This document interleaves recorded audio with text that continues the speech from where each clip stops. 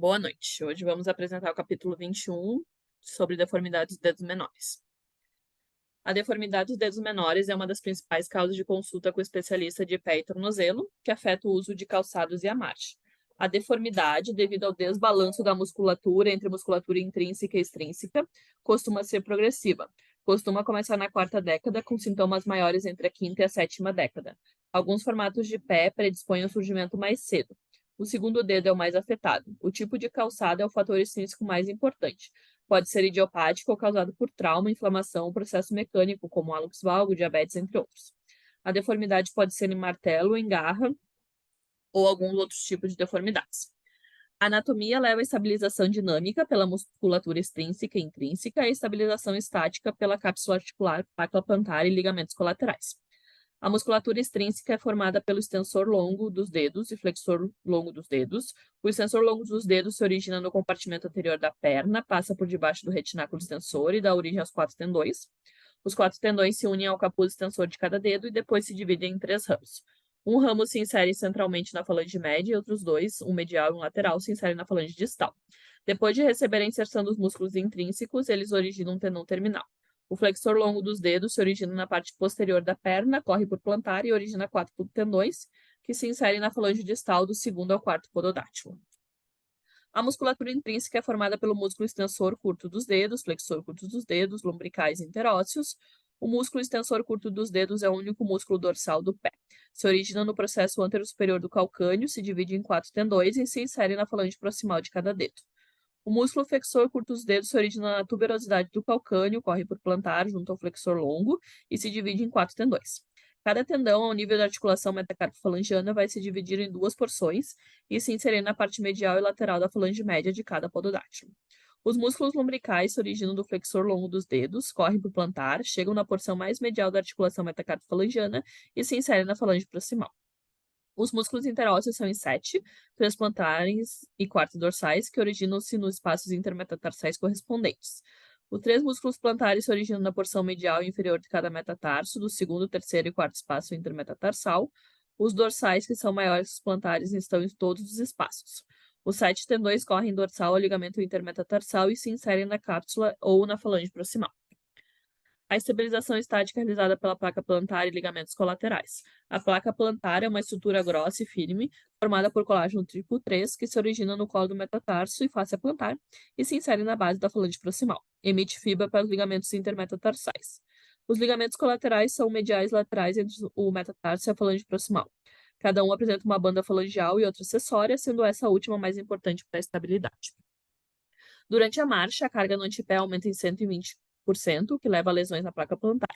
A principal função da placa plantar é evitar a extensão da falange proximal durante a marcha.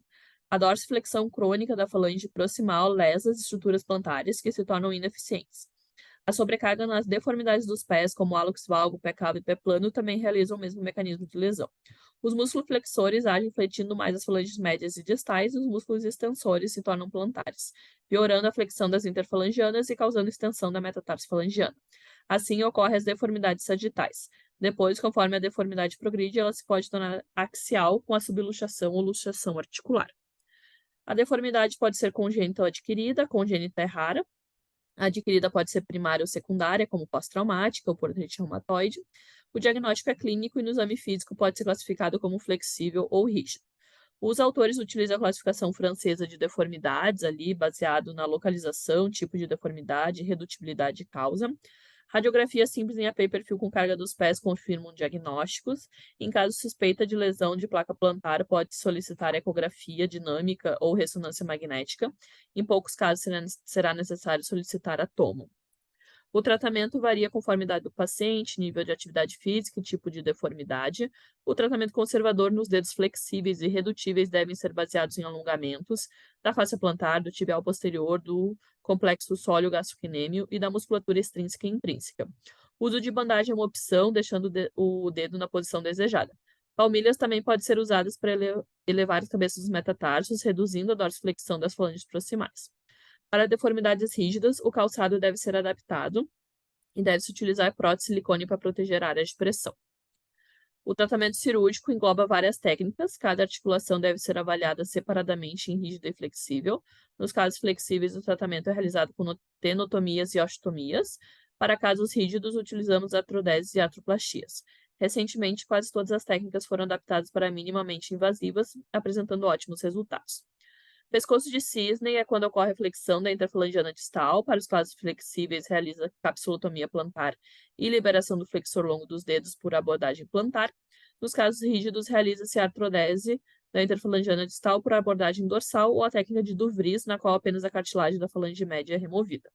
O dedo em martelo ou em garra é quando ocorre a flexão da interfalangiana proximal. Nos casos flexíveis, realiza-se tenotomia do flexor curto dos dedos e capsulotomia.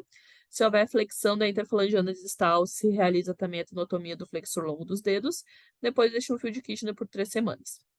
Nos casos rígidos, realiza-se a artroplastia de Duvries ou artrodese com fio de Kirchner por 6 semanas ou dispositivos intramedulares, que nem na figura 13. Se houver deslocamento da articulação metacarpofalangiana, deve-se realizar o reparo da placa plantar ou osteotomia de Weil. Nos casos que a articulação metatarsofalangiana estiver em extensão, ali se realiza um alongamento em Z do extensor longo dos dedos. Se a posição do dedo ainda estiver deslocada, se realiza então a capsulotomia dorsal. Outra opção é realizar a técnica de Gilder-Stone-Taylor, que consiste na tenotomia do flexor longo dos dedos, na falange distal. Por uma incisão plantar na falange proximal, o tendão do flexor longo dos dedos é tracionado para essa incisão dividida ao meio. Outra incisão dorsal sobre a falange proximal é realizada e cada metade é trazido para a dorsal, uma por medial e outra por lateral. Após isso, as pontas do tendão são suturadas. A sutura da placa plantar é recomendada para casos agudos. Nos casos crônicos, é recomendado realizar a osteotomia de Weil ou a osteotomia da falange proximal por técnica percutânea. As técnicas percutâneas apresentam os mesmos procedimentos das técnicas abertas, porém com menos lesão de partes moles, menos complicações e recuperação mais rápida. A bandagem por 3 semanas após a cirurgia é fundamental para o sucesso do procedimento.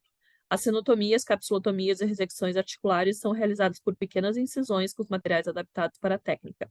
Em casos mais severos, geralmente é necessário realizar osteotomias da falange proximal e do metatarso distal para atingir a correção necessária.